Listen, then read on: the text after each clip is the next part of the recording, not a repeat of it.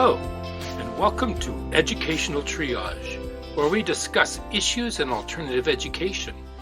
This is a discussion about teaching, by teachers, for teachers, and others who are interested in the alternative education world. We hope you find today's episode relevant, engaging, and useful. And if you do, please subscribe. I'm Tony Hunt, and I'm here to help guide you with the help of my friends Christy and Philip. Welcome back. And here we are with Philip Summers. Aloha. And our missing guide has returned. She was not at the bottom of a ditch in a rolled over van. She was downstairs eating popcorn, watching a movie with her hubby, and her phone was upstairs turned off on the charger. That's why we couldn't get through to her and our lovely guide, Miss Christy Goodell. Hello. Most of that is accurate, but not all. You decide. I guess the part. Yeah, you get to choose. So tonight, or today, whatever, this week, we are going to be discussing how do we teach purpose. And I think this is a timely issue because we have so many students who are lost. They don't know what they're going to do. They have no inkling. And it's less about what their career path is going to be and more about what are they going to do with their lives? And how do they get there? How do they connect curriculum to their lives and to their ultimate goals? And I don't know whether or not a class is going to be able to completely teach purpose or to even set it on its way. I'm not positive. Let me begin with this quote by E. Cummings. To be nobody but yourself in a world which is doing its best night and day to make you everybody else means to fight the hardest battle which any human being can fight and never stop fighting. So, Here. Yes, it's about not nonconformity. So, what is? Let's define what purpose is first. So, Christy, what is your definition of purpose? Well, and I feel that it can take a lot of different meanings, but if in the realm of like our students and in education, it's kind of like what is driving you, what's kind of getting you going, and then what is the goal that you're aiming to, and what do you need in order to gain access to whatever your goal might be. It's like, why are you doing something? What's propelling you? Yes. Okay. Propulsion. Purpose is propulsion. There you go. And scene. I like that. I know. That was good. That's cool.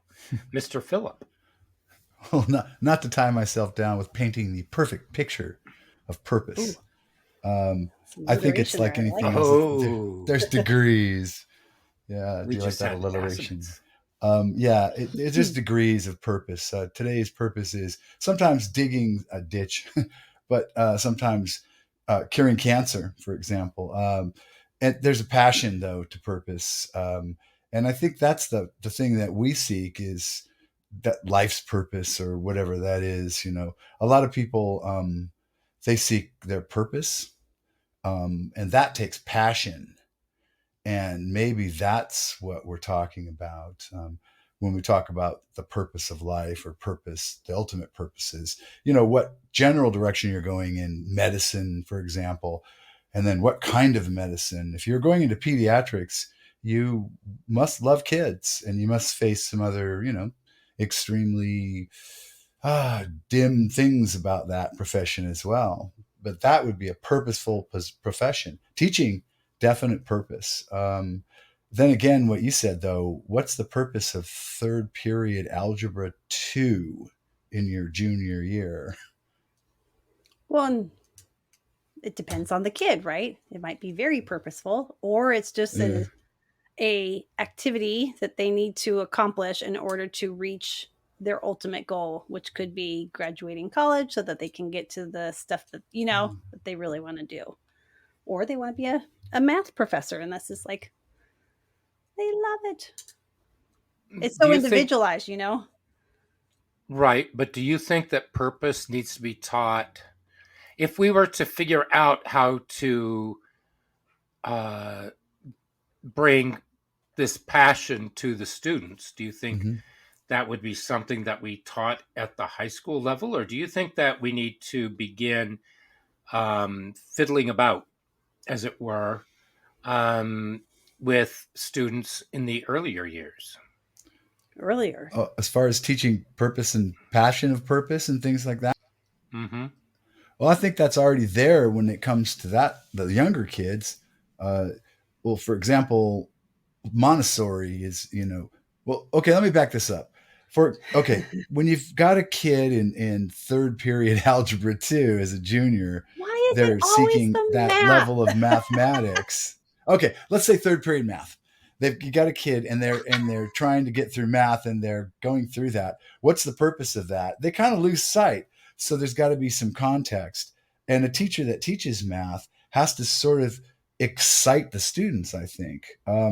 As a teacher, I sort of felt it was my purpose, sort of, to know how to get kids excited about the subject on a daily basis, or at least give them the context to understand that it's an exciting subject. Now, I know that there's degrees, just as there is with purpose, there's degrees of the excitement you can muster up about history or economics, for example, or biology. But I tried my best, and I think it's a teacher's job to make third period, whatever, have enough excitement, context that the kids can plug into it. They can get experiential external stimulus to sort of challenge them into rising to the occasion, to learn something that sort of challenges them, plugs into their being, and gives them a learning experience that adds to themselves as a human being, not just worksheets and make work. Now, the schedule gives them a third period every day, and that's difficult to do. It would be much nicer, for example, say experiential things, teach kids Mm-hmm. things in like the great outdoors. I mean, nothing would be better than to envelop them in this vast stimulus of the outdoors, this deep now experience of teaching them Right. with rock walls around them. It focuses the attention like no other, and like a classroom. But you can make a classroom exciting. You can make your lessons exciting. You don't have to read from a text. You don't have to drone on. You don't have to use worksheets. You can make it exciting. You can make it a deep impact lesson. You can make it count every day. And I guess that's what I'm saying. Kids, they hook into that. They hook into the deep now, and Right. if you give them that focused on the presence lessons, it listens their anxiety, they enjoy the lesson, and they actually learn more. They bond with the lesson itself. So that's the purpose that you have, and the purpose that they gain is that you have them plug that lesson into themselves as humans. Where does this mathematics plug in? It's not just third period this year, but it's Right. third period this year for use somewhere in life. But where is that? Give them that example now. Yeah. So it's like it's appreciating the journey and experiencing the journey as more like improving the human Yeah. condition and feeding your soul kind of stuff, rather than like just focusing on the now. Like, we're going to do Yeah, this there's one lots of thing right purpose now. there. I got a purpose to It's present that lesson, in the right. here and now, to tell them how it fits in, how does it make a life work, and they've got the Right. purpose to understand that. If I'm putting out that energy, well, they've got to take that energy in, and I've got to keep the lesson increasing so that they're not bored. They're challenged every day to think more and more about it. So how do I do that? I can't let up. I got to keep it interesting. I got to keep it lively. I've got to put my energy into it so that they can feed off that energy. And that makes it a good lesson. It's not just third period math. Right. Okay, so you're teaching with a purpose. The students are learning possibly for a purpose. Hopefully. But do the students actually have a purpose aside from the grade and their understanding? I think it's Well, that's very what when I was individualized. teaching. I used to teach them that learning is your purpose, and if you learn, these things will occur. And okay, so everyone, and I like flow states. I think flow states not only do I think first off they feel great when you're in a flow state, you're learning because you're in a deep embodiment. You're in a mode whereby everything is happening in the now. Well, it's happening in the now because you're under a neurochemical sort of state.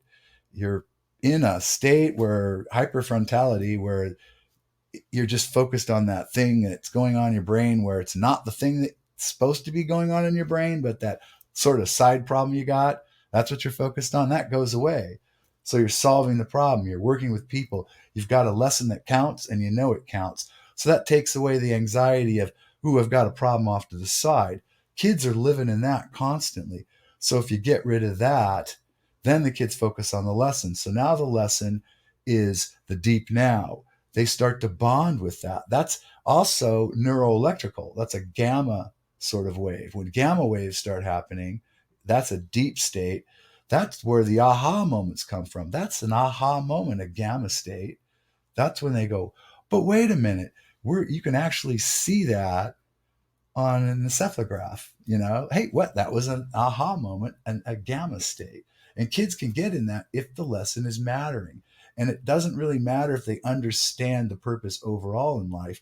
They understand today that I could get an aha moment. I could work in a group. I could learn this in biology. Yeah, it's groundwork. They're not solving the biggest problems of the world, but they're solving the biggest problems of their world. And that matters because they're learning to do that. And that's what learning is. You're talking about their immediate world, right? Exactly. I mean, they're Okay. not all Now like let's the. take Go ahead. let me switch this though, Mm-hmm. because like I said, you're talking about in class, in school, Mm-hmm. that purpose. That's what you're talking about. Yes. I'm talking about, okay, so we've done things about flow states. We've had an episode on metacognition. We had an episode Mm-hmm. on why should students go to college. And one of the problems that students have is the fact that they're not really focused. They really haven't understood exactly what it is that they really want to do. And so that's the purpose that I'm looking at. Why should they go to college if they have no purpose? What is their future purpose? What is it that they want to do with their lives? So, and I appreciate everything that you say, and that everything that you said was true and honest. And Ah. yes, but let me give you a definition of purpose very quickly. And this is, I can, let me, because I took a lot of this from Angela Duckworth in Grit. And it is what fulfills us and transcends our own self interest and to be oriented toward others. Also uses an intrinsic curiosity about the field of study, the profession. For Absolutely. example, Yeah. Yeah. Teaching can be fulfilling as we strive to work with all types of students, always working hard to ensure they can all comprehend and succeed. We also work hard to keep up with the literature, but we continue to explore new venues and methods in classes, books, and other forms to satisfy that need to know. Exactly. Yeah. I was speaking about this the gateway. You're talking about the passion. And I know, yeah, I know Duckworth's Well, work. Yeah, she's well, talking about talent. There's talent and passion.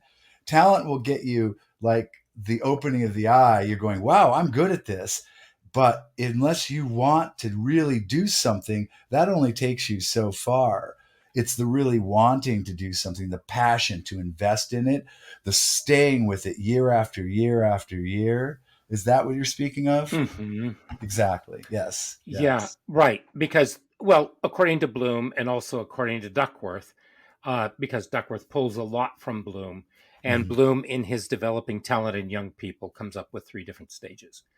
And that purpose comes through those, the playing stage, and that's the discovery stage. That's where Yeah. they find their interest. For example, Um, maybe you you found an interest because you were okay. When I was a kid, I loved entomology. I would sit there and I would collect insects. I knew how to do it. I had my chloroform jar, Oh boy. and I did tons. I mean, I had a lot of insects and I had them all laid out because back in those days we had tons of insects. It's before everybody went haywire with all the insecticides. So, and pesticides. And I learned a lot about those insects. I learned a ton about them. So that was my interest. That's where I went through everything. But I never hit stage two, which was the practice stage. And that's Mhm. where you, and uh, it's where the passion is. That's where I had the interest. I dabbled. I was really interested, but my passion wasn't great enough for that. Right. So, and in Bloom's book, they take a look at a group of pianists. They look at a group of swimmers. They look at a group of neurologists. They look at a group of mathematicians. And I can't remember the others that they looked at. And they were looking for what are the threads that hold them all together? What are those things? And so the playing stage is the first one, the Mm-hmm. interest, where things are tried out, practice, and you dabble in it. I mean, it's not encompassing your whole life. That begins to happen in the second stage. And that's where you realize that you are good and you start looking for new things and nuances and you want to get these techniques down because oh my gosh, yeah, this is getting fun now. Now I can do these. And now I got the passion. And you really want to push through. And then the third is what I say, what I interpreted as mastery, and that is purpose. And the skill becomes uniquely yours Mhm. through the technique and the expression. And Yeah. you are able thusly to express yourself through that. Yeah. So, with music, through your sport, through your neurosurgery. I mean, Yeah. even Yeah. in teaching, you can do that same thing. So, Yeah. you're able to, yeah. Does that make sense to you Yeah, now? it Yeah. does. And I would say that there's also a new sort of subgroup called a Renaissance master, by which we have so much availability of information and so many different ways that we can become a master in different subjects and different disciplines. Life is long, and like 8 to 10 years. It used to be 10,000 hours that we said it took to become a true master of something. That can be Oh, reduced. That can be reduced and you can become Well, a yeah, it master at depends. 4 to 5 different disciplines, radically different disciplines in one lifetime. And that can also be occurring as well. And I think the curiosity that you Hmm. can dabble in one, like for example, you can be an entomologist as a youngster and then go and do totally different things and maybe research that and see if you can't become that as a 55, 60-year old again and go back to it. I'm sure that has been happening to someone somewhere. It never really went away. That formed a piece of you that just stayed. And then when you sort of went through your life, you added, and that block never really went away. That was never, quote, the past. That's just a part of who you are. Right. Right. And then I did dabble in biology and I considered going for a double major with biology as one Uh-huh. of my majors at university.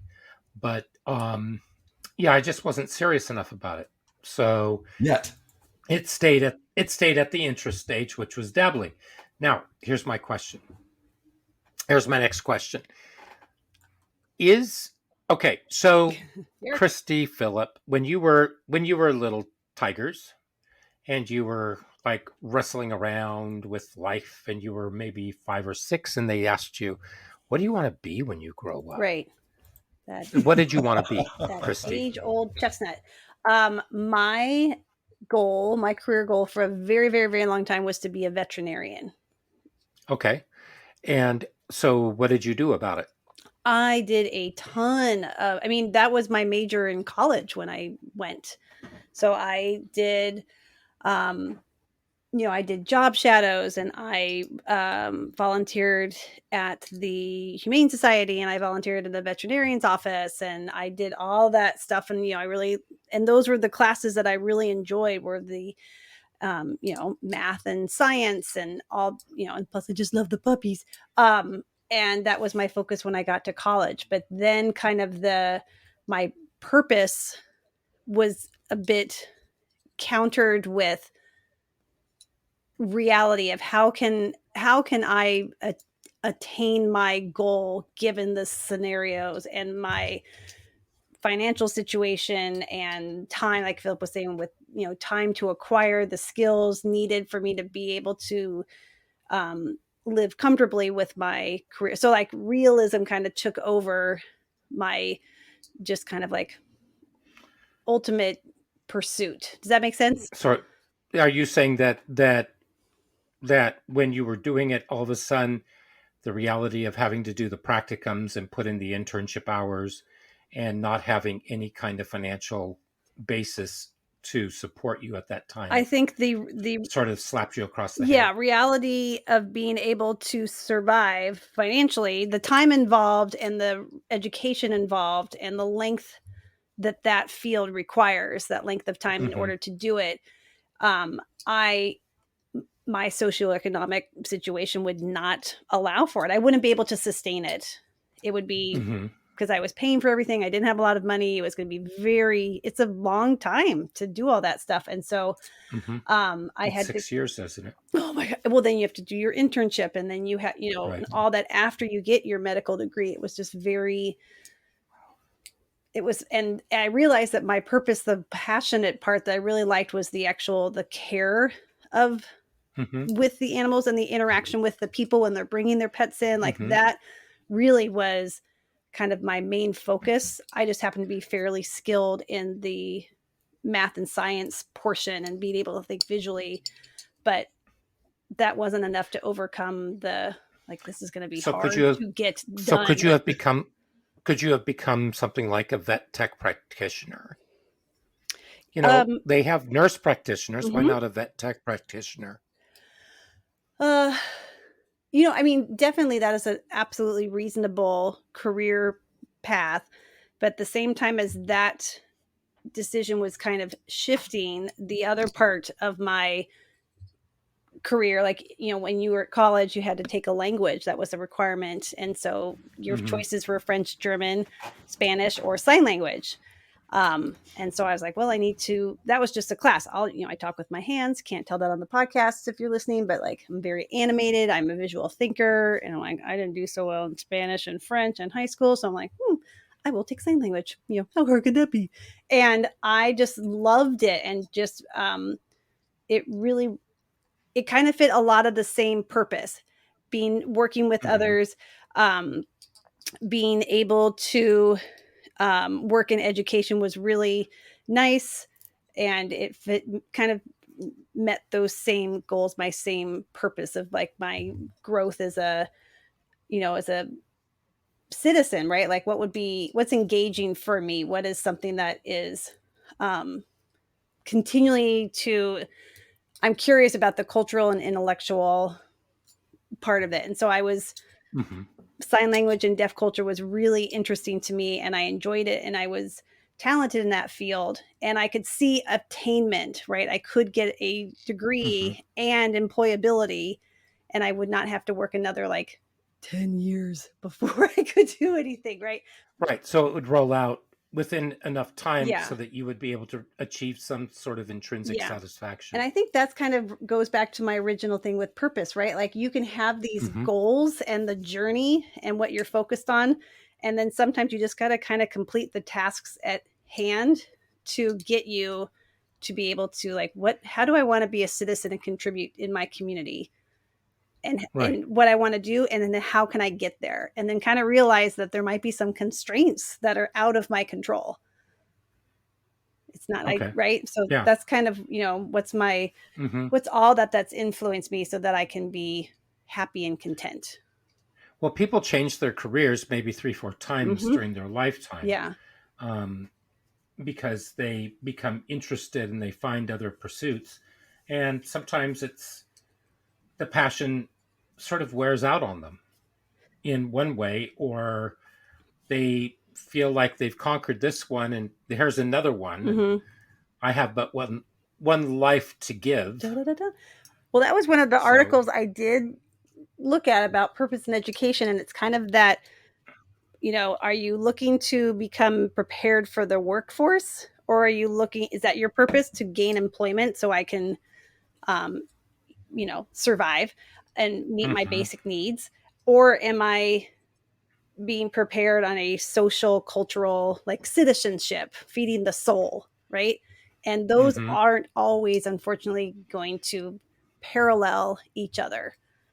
And so, right. kind of going back to what Philip was saying, I know I wanted to reach my goal of my passion. My purpose was to either be a vet or work with animals or be in education.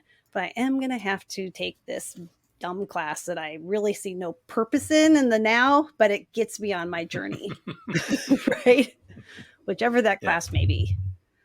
gotcha. And that's that struggle that I think teachers and education systems as a whole is like, how do you can't have both, although it would be wonderful. Every class can't feed your soul. If this is my life's passion is in all 8 blocks, right? Like all of my classes, but they could get you on a journey. You can find pockets of success in there. Are there parts that you can adapt and learn from and then apply it towards your purpose? That's, I think that's kind of, Or or you figure out a way to provide yourself with a learning curve and you try to find other ways to uniquely express yourself in that class mm-hmm. so that in an appropriate way, of course. Um, Right. so Yeah. so Sure. that you are growing as a person, because to me a teacher who is not constantly looking to find ways to improve is stuck. And after a while, being stuck and not doing anything new, I know teachers who have been teaching the same thing for the past 25, 30 years who don't go to conferences, they don't go to workshops, they don't feel as though they need to read because they know everything that they need to know. Mm-hmm. And so they don't really do much. I mean, they're not really teaching much at all, except teaching what they believe. And I don't know that the students actually gain a lot from that Right. because That's nothing not the changes. teachers. Those aren't the teachers we want in the schools. We want the teachers that below grade 12 and below. We want teachers that want to invest in the subject, even if the subject's not going to really float the students' boat. Students that they shouldn't have to take the classes like we take college classes to meet the minimum requirements. I know I took a Well, lot of yeah. courses in college like that. I tried to make them interesting. Most of them were, some weren't. Some were disappointing. But yeah, in high school, none of them should be lecture. None of them should be a drag. Every teacher should be trying to make the content appealing to the students. It's not going to always work. Some of the students are going to be difficult because they're kids. But yeah, your job as a teacher at that level should be making it appeal Mhm. to the kids. So, Philip, I'm going to Yes. change course here again. And what did little Philip want to do when he was 6 or 8 years old? Oh my. I wanted to be a wide receiver for the San Francisco 49ers. So, how did you Aw, work? nice. Congrats. How did how did you work on that? I, I, well, Because first off, you would have played with Joe Montana, Dwight Clark, Ray no, I Warshing, would have played with Tina Turner. John Brody and Ted Kwolek and Gene Are you Washington. talking? Didn't you say the 49ers? Yes, that was the 80s. Joe Montana came around in the 80s. I was in my 20s. That was when they were winning. I Well, wanted to be with the when do you 49ers when they were when losing. I was a 49er fan when they were losing.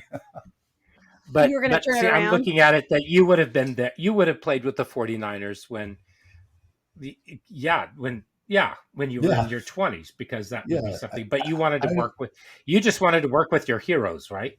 yeah, I just thought they were cool and they're athletic. And Gene Washington, now I wanted to be like him. Now think that he was 6'4", slender and graceful. I mean, the guy ran, like I can't run. I was never slender. I'm not 6'4". I'm 5'9", 165 pounds. It was a total fantasy. Yeah. Anyway, and after that, I just wanted to be in the 60s. Actually, I was kind of, it bugged me that my brother got to go through the 60s and I missed it. I can totally see So that. yeah, so I got into theater and Did you dance, and then did you ever leave? Did this you ever leave the 60s? I kind of not. No, honestly, I I know, did, but I right? didn't. That's what I'm Yeah, thinking. I can interesting. see you rocking out to the Lovin' Spoonful. Yeah, they had a couple of good songs, I suppose. I still go see Dead and Company, but I don't Yeah. dance like they. No, it's. But I'm a baby boomer, but I'm not a baby boomer. It's interesting too. But in any case, anyway. Yeah, I got into teaching because I was a paramedic. I became a paramedic, and what that was laying the groundwork for just being what I call, well, what people call a sheepdog. I didn't know it at the time, but I take care of people. That's my thing. Right. I just feel So what purposeful. got you into being an EMT?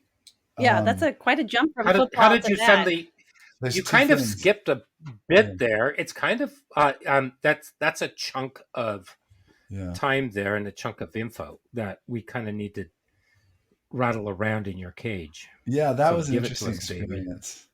Yeah, I So wanted to why see. would you become an EMT? I think what it was, I wanted to see kind of the grittier, darker side of reality in life, and I figured that was kind of the quickest way to do it. I took the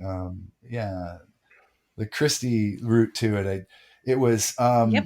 I didn't want to be a firefighter, and I wanted to do medical, and I so so it turns out being a firefighter, by the way, folks, is be a firefighter EMT. They're getting paid much better, and the future's there. Being a private or private paramedic in the town was just dead end. Turned out, but You I mean became a like private paramedic, and oh. we responded to medical calls. And at the time, we transported, so I was the primary caregiver, and I did the full thing. I Mm. was a national certified EMT paramedic, and then an Oregon State EMT4 paramedic, and I was with ALS, and I worked at the trauma center at the University of Oregon Trauma Center as a trauma It's tech. still wait, but And I don't think you so, ever yeah, answered I how just did wanted you to go see from kind I'm of the going to be darker the side of life, and star I on the did. But 49ers it was and then kind of you my take an darker immediate days. right turn into Yeah. So paramedic. things got, yeah. And I was also trying to juggle being a single father. So it was a little bit of Yeah, see transition like 20s. yeah. And things kind of took, yeah, Wow. I took it, the partying scene with being a paramedic and then sharing custody with my ex-wife. I got to a crisis point where I stopped drinking. Let's put it that way. And then, Okay. yeah, and so I sort of just stopped drinking abruptly and went back to college in, I think it was about 6 months, and started my new career because I went to a college counselor and I said, okay, I have this background in EMT, being a paramedic and a trauma tech. What kind of credit can I have? And she said none, and had no reciprocity whatsoever. You have to start at You the beginning. She said, but look at it this perfect. way. The tests will be easy. I said, oh, well, swell.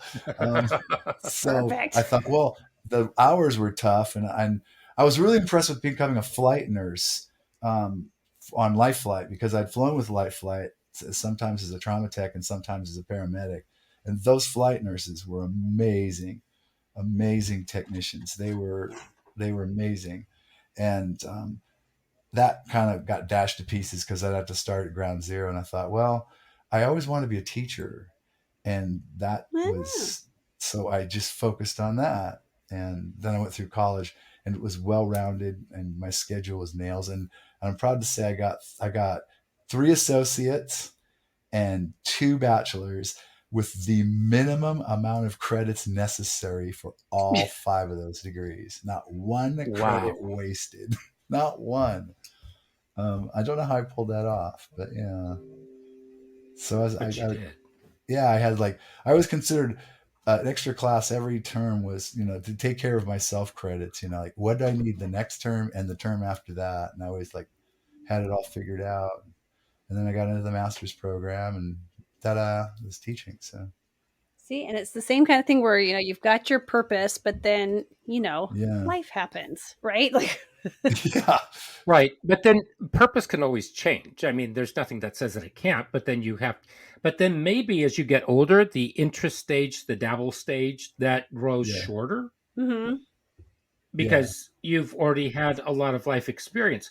But I think what I'm trying to get to is when you were a kid, you started playing around with a lot of these things. I mean, part of me wanted to be one of the world's greatest swimmers too, and I loved swimming and I competed heavily and I did very, very well.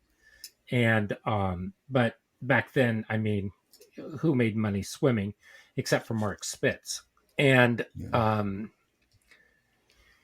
but yeah, and I think that we look at our talents and our skills, and I believe it's in Grit where Angela Duckworth refers to, and I can't remember who did it, if it was she or somebody else, but they took some students and they asked them, with your talents, what would you like to be able to do that would benefit the world? What were the age of the kids that they? And Sorry. I believe that they were juniors and Oh, okay. seniors.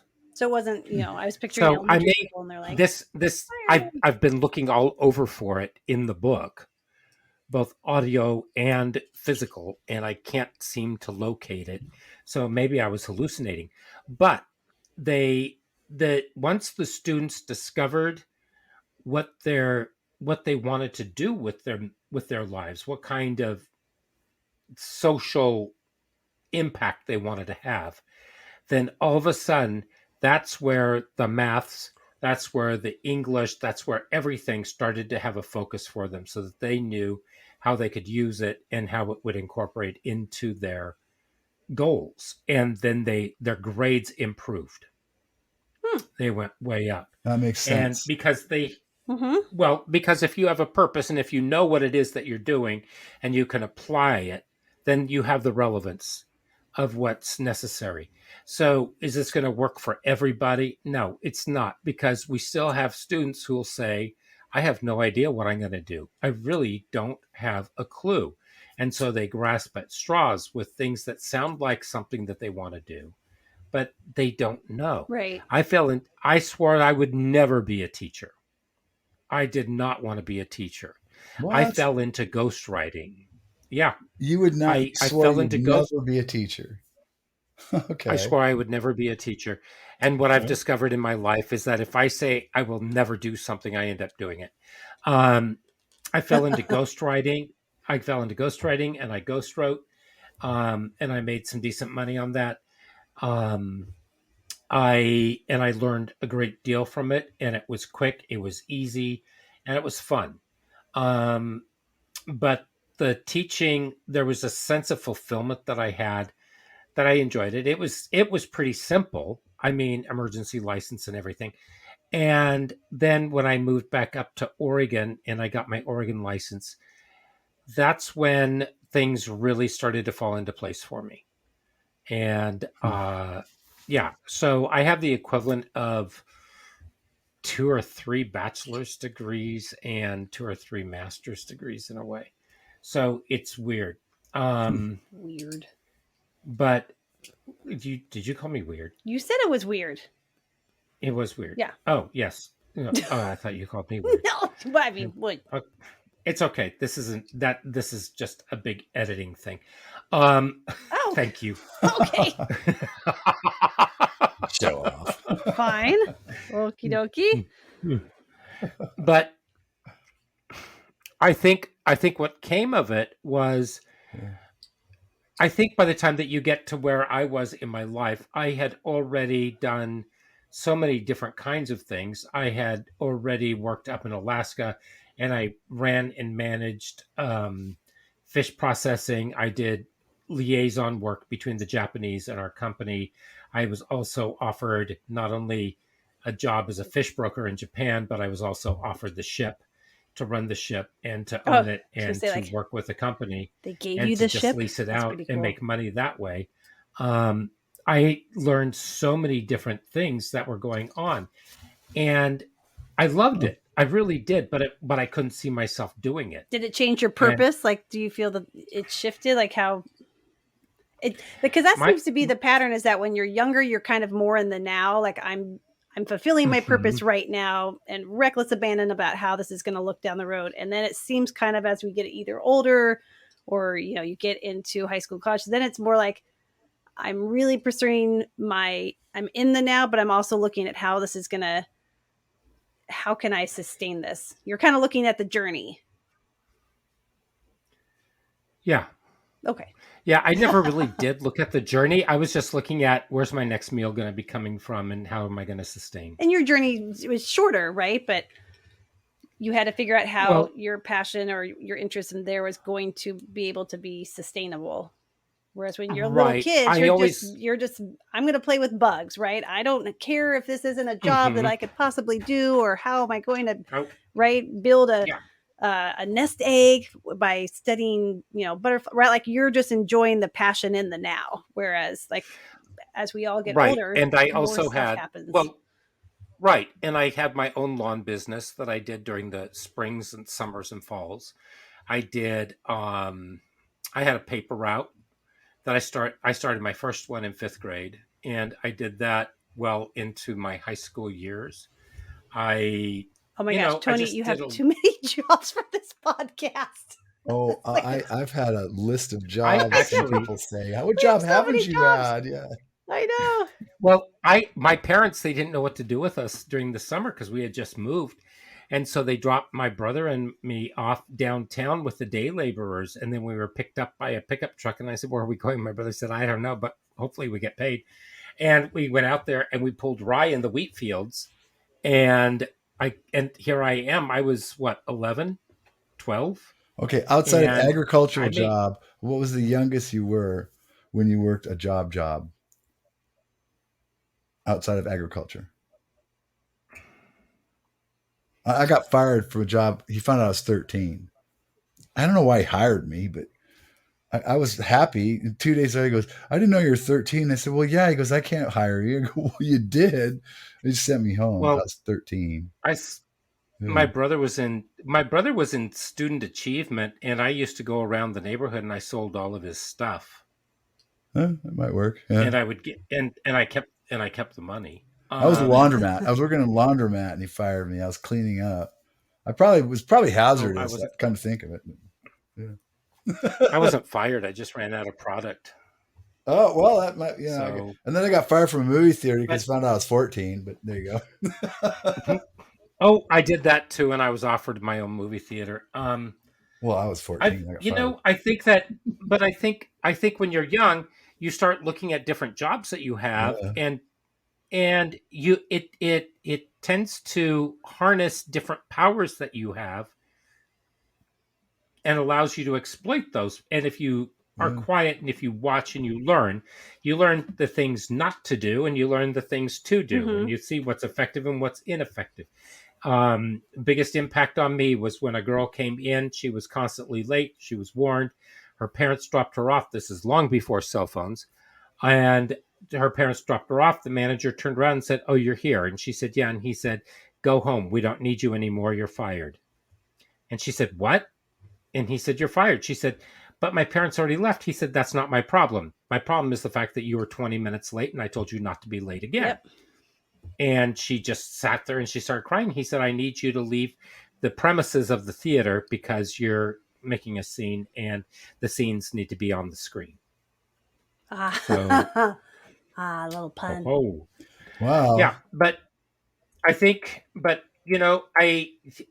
this whole thing came up because here I am reading Angela Duckworth and Grit.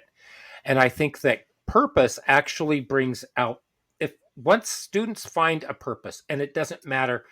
I know that I asked some students to move some things for a friend of mine, and they went up there and they came out and they looked at me and they said, he paid us. And I said, well, thank God. And they said, no, but we love doing it. That felt so good to be doing something for somebody else. Yeah. Yeah. And so, and not every student, not every kid gets to feel that. But is that going to lead them to a purpose? No, but they know that they want to have a positive impact, right? So how do we teach that? Should we begin to start teaching that in the elementary years when Tommy Thumbsucker says that he wants to be a ballet dancer. I mean, how do you do that? What does it take in order to be a good dancer? Mm-hmm. In fact, and that's hours and hours and hours and hours of practice, and it's constant. And just Absolutely. looking at what you're doing and working on your technique and working on your balance, your poise, everything. It's like being a good athlete. Because Philip, if you were going to be a football player, you needed to do a lot more than be able to run for a pass, Oh, I right? had no idea. No, none. Did you not play football? No, I had to. They didn't even offer any football until I was at least 13. So I had to just pretend Oh, for wow. years anyway. Yeah, and now of course there's so much more knowledge out there. If I Yep. really wanted to be a wide receiver, I would have been knowledgeable enough to know that I would have been a better tight end. Oh. You would make some See, I adjustments. played tackle. I played tackle from the time I was in fourth grade on. No, we didn't have it here. It started in the seventh grade. Oh, yeah. I guess I grew up in a different town than you did. Yeah, I grew up Um, around here. I did too. I did not. Um, Ha. yeah, yeah. Well, you grew up near Sun City. Yeah, yeah. I mean, Phoenix, Arizona. Yes. Yep. Yes, yes, yes. Anyway, So here's the question. How do I'll you, wrap up. okay, so in order, how would Gardner or Universal Design for Learning, how would that work with trying to teach a purpose and helping students explore? How would you, let's say that you were going to teach, you wanted to develop a program and with your colleagues, and let's say that you got together with a group of other teachers from different uh what's from different departments, and you Disciplines. wanted to figure this whole thing, disciplines, thank you, um and you wanted to put all this together. How would you do that to determine interest through play and discovery, investigations, etc.? First off, it's really Yes, important autonomy. The kids have to have autonomy.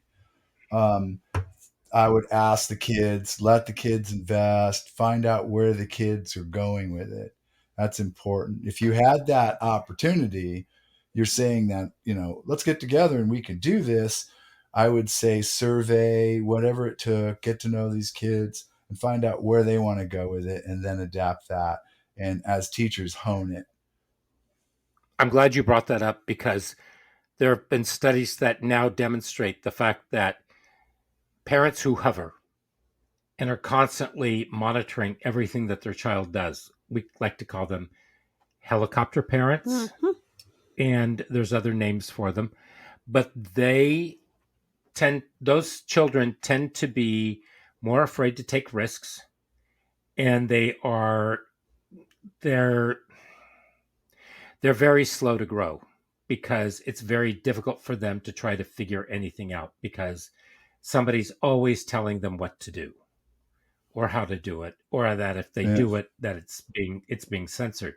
So I think the autonomy is extremely important. Mm-hmm. Yeah. You're right. So Yeah, that's a good one. and Christy, Um, I was kind of so entranced with Philip's answer, I've now forgotten the original. What was your original question? how would you, if you were to grab a group of other Mm-hmm. disciplinaries um, and teachers and put them together and say, let's figure out a way to work on the um, determining interest for our students, and we're going to incorporate Gardner's intelligences, multiple intelligences, and also universal design for learning. How would we be able to do that to get the kids to start exploring some of their interests? And what are some things that we can do? How would you take that on?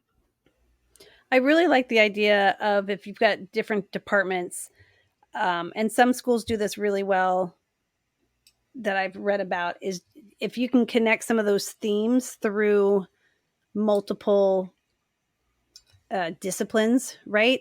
So it's not just everything is being learned in a silo, but if you can somehow connect through, um, like our construction by design, right? You've got the math and it's being segued through, and you can see it going into the woodworking and the construction. And then you can take it another level where you're also find what is your community's need. And so they built something, I think, like with, I don't know, a gazebo or a Habitat with Humanity or something like that. So you're seeing these themes throughout the discipline. It could be the same with, you could do business and connect it with health and connect it with sports. And so you can kind of have that whole, you're just building the connections there. And so they're kind of, and then that's where people's strengths and learning styles can be explored.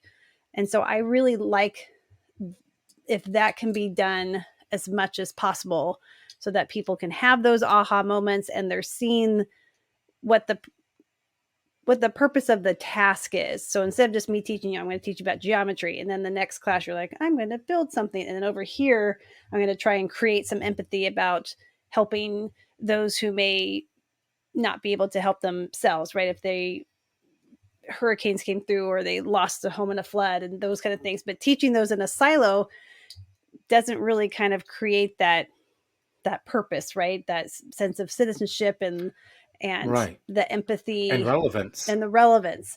So that's what I would like to see if departments or disciplines can kind of, I think it's critical, right? That you're linking your learning and your sense of social responsibility.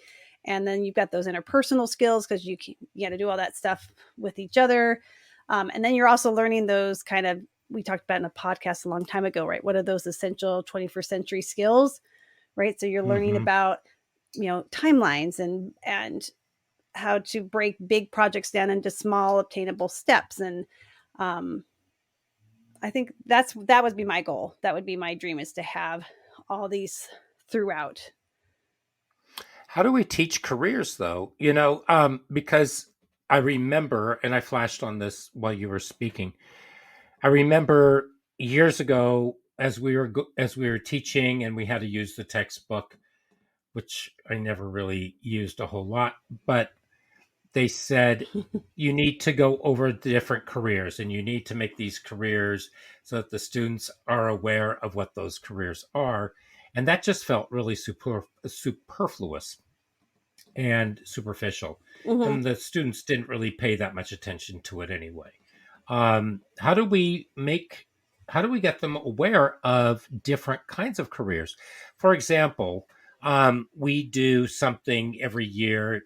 Well, not this year, but we have, and it's called Manufacturing Day. And it's where the students go out and they visit different manufacturing plants. I went with you that one time. Okay, that wasn't that. No, but I mean, like the event. That's an internship. But like going to see, instead of just having someone come and go, wah, wah, this is a great career, you're going to see the career in action, and you're seeing all the different skills and jobs that are required of not just that one area or department, but like the whole business. Yeah, I love it. It was great. Yeah, no, we would go to two different businesses. So one year we went to a sheet metal fabrication place. And then from there we went to, oh Lord, where did we go? Oh, from there we went to a chip manufacturing plant. Potato chip? I'm just kidding. Chocolate chip? So and to a tech company, and they learned things. And one of the students, he was pretty nonplussed by the first one, but the second one, all of a sudden, his little radars went off, and he was just at home, and he was discussing all kinds of ideas with them, and everybody else was kind of sitting back and just looking for where they were supposed to go, because he was in a completely different world than everybody else, and he just knew so much. And that was a great highlight for him. It highlighted things for all the kids. One year, our kids, after lunch, we went to a different kind of manufacturing place where they dealt with plastics, and it was a lot of injection molding. And they were asking the students questions, and the students were zombies. And you could tell that Yep. these people were so frustrated because they had these presentations all mapped out and everything, and they were getting absolutely no response. And they were so frustrated. And they finally just threw their hands up and said, fine. And the kids went through everything. And when we got back, I said, what was your favorite one? And they said it was that one. And I said, well, why didn't you say anything? They said, oh, we were just tired. Right. And so I called them and I emailed them and I explained what happened. And never heard back. But we don't know what really motivates kids, what actually triggers into them, because they are so stoic sometimes. Right. And they're not going to give us anything. There's this program that I was researching. It's the Pillager Public Schools. I believe it's in Indiana. They do a program in the middle schools where they have pods. I believe they're 2-week programs, maybe 4-week programs. And they do like a medical pod, and they'll do an engineering pod. And I can't recall the others. But for the medical, they'll actually study medical careers, and then they'll study parts of them, look into them, and then they'll go to sites in the 3rd and 4th week. They'll go to a hospital, they'll go to a urgent care, and they'll actually experience the careers themselves. And then they'll go on to another pod the next 4 weeks, and they experience it that way. And they also use multiple intelligences as well to reach the kids. So it's very experiential and it's very autonomous. And sometimes the kids don't like some of the pods. They're not really into them. And sometimes they're like, oh my gosh, I never really realized this was the best thing ever. And I really want to do this. And passion gets lit, and who knows what happens next. But yeah, so they won an award for that. Yeah. And I think the one thing that really does is the arts actually allows the students to do all this. Yeah. And I was just thinking, you think about kids who just draw and they doodle and everything, and once they get into the arts, they can get into the digital arts. They can do oils, watercolors. They can do all kinds of things, manipulatives with ceramics. They could do it with vocational arts, like with shop, like with auto tech. Right. They could do it with theater. They can do it with music. But they can express themselves and they find it, they can dabble, but then they start understanding more nuances and they're able to flex their muscles, so to speak, and they can get in there. And so their interest is there. They practice all these things and the passion starts hitting them. And they're going 100% into it, and they have a purpose, and they know where they're going. They know what is driving them. Unfortunately, for a lot of those in the arts, though, something else happens, and usually it has to do with sustaining. Like Christy in vet tech, right? So I have a good friend. He is his oldest son was a musician and he did incredibly well. He was doing top dog in all the music programs he was in.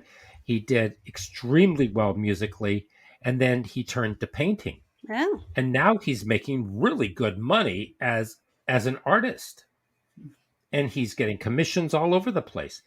And it's, his father is just absolutely proud of him. His mother is absolutely proud. But he was able to do that because he is very artistic. Now, there was a long time that he had to bartend.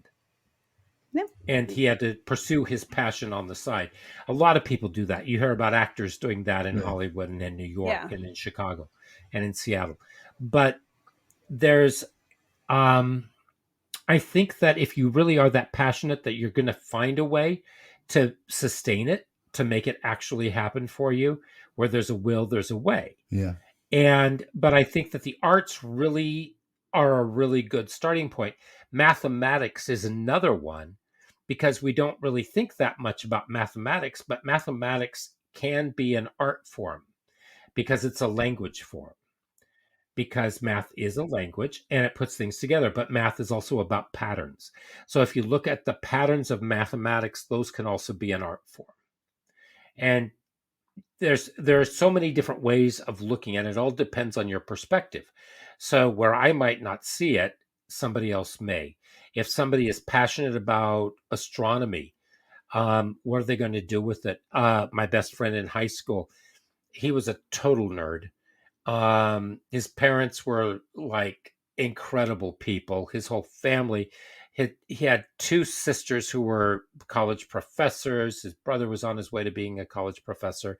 And guess where he ended up? He's a college professor. And he taught at, oh Lord, I can't remember where he taught. And now he's at Johns Hopkins. Nice. And he does very, very well. And that was his passion. He just loves science. And when we got our first computer, this is long before our laptops or desktops. When we got our first computer, he was mesmerized and he was there with that computer. He just loved physics. He loved the sciences. And so he became a nuclear physicist. Wow. So, but I had another friend who's in environmentals. He does oceanography and environment, and he was a painter. Oh.